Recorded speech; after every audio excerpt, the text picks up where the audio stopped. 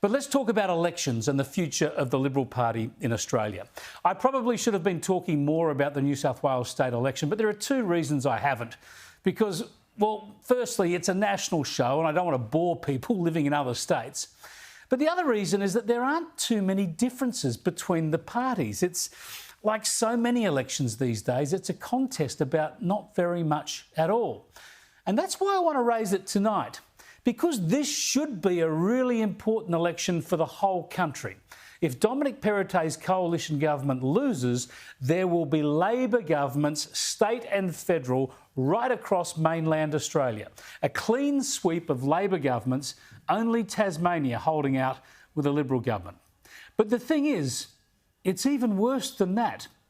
What's happened is that the Liberals, in their constant, desperate bids to be populist, to chase the easy love of social media and the green left media crowd, well, they've just given up on their values. The Perrottet government's Climate and Energy Minister, Matt Keane, who also happens to be Treasurer, is as green as they get, as full on for net zero and as impractical on energy affordability and reliability as any Labor or Greens MP. On energy, the coalition in New South Wales are as bad as Labor and the Greens. But what about the rest of it? One of the main policy differences in the New South Wales election is gambling controls.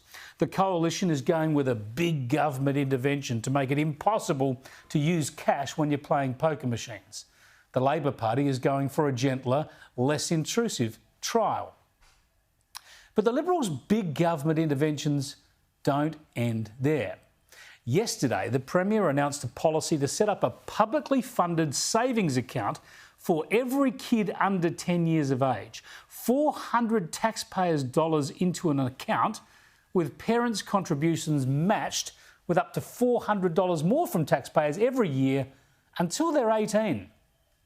This policy ensures that our children have greater opportunities than we do, and I think every single mum and dad across New South Wales wants the best for their children. And if the government had brought something like this in 18 years ago, every child today would be leaving school with up to $49,000 to help them with education, to help them with buying a home. So it's like a kids' super. Yes, kids' super. Super for kids.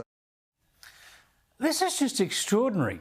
Government, government, government at every step of your life, for all of your life. If you want kids to get ahead, shouldn't you fix schools and provide better choices in education? If you want to help them get into the housing market, shouldn't you reduce taxes and loosen planning restrictions to boost supply? If you want parents to be able to save for their kids, shouldn't you reduce the burden of government and taxes and allow the economy to grow? This latest state-sponsored savings scheme comes on top of a host of other taxpayer giveaways from the New South Wales Liberals. There are active kids vouchers, payments for sports activities that are not means tested, and creative kids vouchers, which is the same thing but for artistic activities. There is toll relief, where some of the money you pay in tolls can come back to you for free car registration. Part of the pandemic response included Dine and Discover vouchers for restaurants and accommodation around the state. Of course, there are energy and gas rebates too, to hand out cash to help pay for the energy that the government policies have made too expensive. There's even a scheme in New South Wales to give $5,000 to country kids to help them buy better cars. This stuff is all expensive, it's all intrusive, it churns money, sucking it up in taxes, wasting it on bureaucracies and paperwork, and then sending out what's left in inefficient, populist handouts that are more about trying to buy votes than deliver good outcomes. And typically, much of this has been advertised before the election campaign, of course, with the use of, yeah, you guessed it, more taxpayers' dollars. New South Wales Government is helping my cost of living. My energy savings.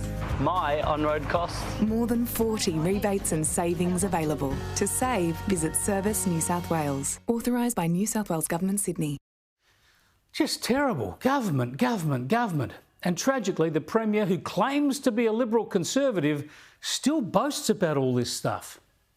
We have a $250 rebate on energy bills that will be scrapped by Labor.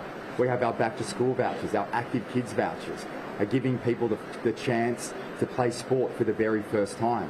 We're using our budget to help families' budgets across New South Wales. Over $7 billion in cost of living relief. Of course, the back-to-school vouchers, I'd forgotten about them. They should have been on my list. My local candidate knocked on my door, spruiking them. I said, please, stop with all the giveaways.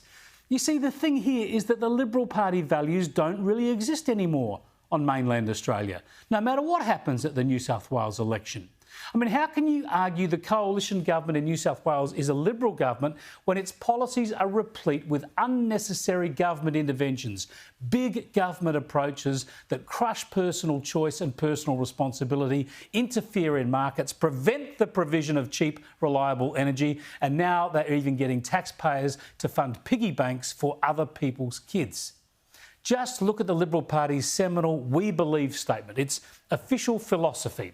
It says Liberals work towards a lean government that minimises interference in our daily lives and maximises individual and private sector initiative. How does that belief statement measure up against so many government schemes pumping taxpayers' money out in election bribes, preventing people from using their own cash in poker machines, deliberately forcing out cheap and reliable energy in favour of expensive and unreliable energy? If the Liberals end up without a government on mainland Australia by the end of this month, it's not the Labor Party that will have defeated them. It will just be a case of the Liberals defeating themselves, the Liberals abandoning what they are supposed to stand for. Australia desperately needs a small government party, a party of personal choice and self-reliance. That is supposed to be the Liberal Party. They need to get back to those values, and fast.